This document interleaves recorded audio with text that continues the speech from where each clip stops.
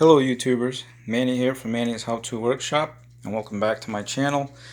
And this is the continuation of the tub to shower conversion part 7.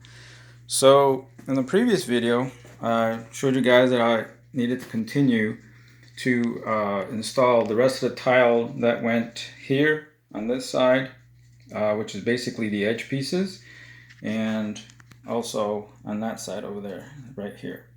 So I went ahead and finished. I put that big tile that was right there where the old faucet went, and I left, let me see if I can give you a better view. I left just the bottom pieces exposed on both sides, so that once I get the floor in, then I can go ahead and finish off those pieces. And you can see that what I'm doing right now is getting the plan, in other words, checking out the tile, what it looks like on the floor, the sizing, and I went ahead. I measured, my distance from there to here, and then from left to right. Found my center. If you can see, I made some marks on the floor. See the pencil marks right there going across, and this is my center mark right here on this edge. Is the center of the room going from front to back, and then these lines, actually the first line is my center going from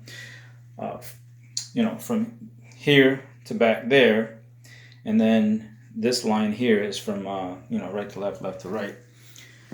So originally, as you can see where the carpet transitioned, I was going to stop it right there on this edge right here. I was going to have this edge come here.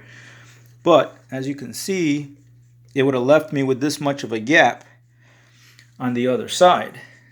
Actually, when I did this here and used all the spacers to get my exact measurement, when I got there, I had less than an inch spacing all the way across, which meant I had to cut a piece of tile 15/16 in length to put all the way across, and I don't think that would look good aesthetically. So I shifted the front dimension to the back to go ahead and cover that distance, because here's the other reason.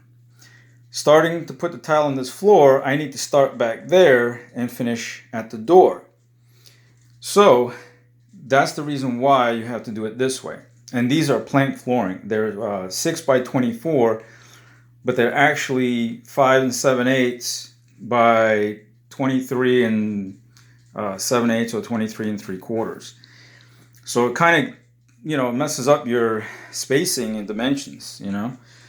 So, and the reason why I also did this is because coming into this bedroom that I'm standing in right now, let me see if I can turn around. Oh, don't want to step on the tile. All right, so going into that bedroom, the homeowners want to, in the future, they want to put down the same tile. And so if I do it this way, I can just leave that wide open, and then when they want to decide to do that, I can just transition right from this room into that room and then continue laying the tile accordingly. So that's the plan.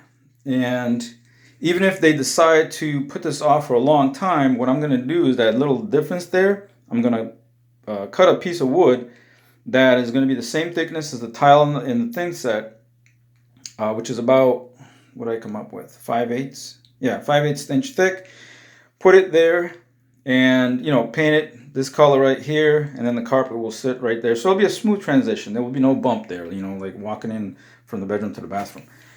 So like I said, right now I'm just trying to get my measurements, my dimensions. Like I said, you can see that also keeping the correct spacing up against the shower pan, because that way there at the end, it'll leaves me a nice gap to go ahead and caulk, and then paint the bottom of that, the base that I made.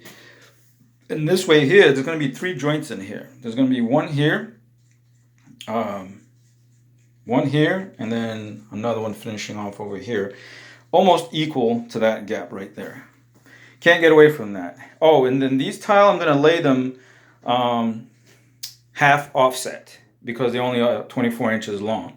Now, if there was like 36 or 48, I guess the rule of thumb of plank tiling is to go 1/3 or no less than 25% of spacing, joint spacing. So that's what I'm doing on this one. I'm going to go halves, and I think that's going to look okay. And since they're going to use the rest of this tile in the rest of the house, it's going to have to be half, so it follows the pattern. But anyway, that's part 7.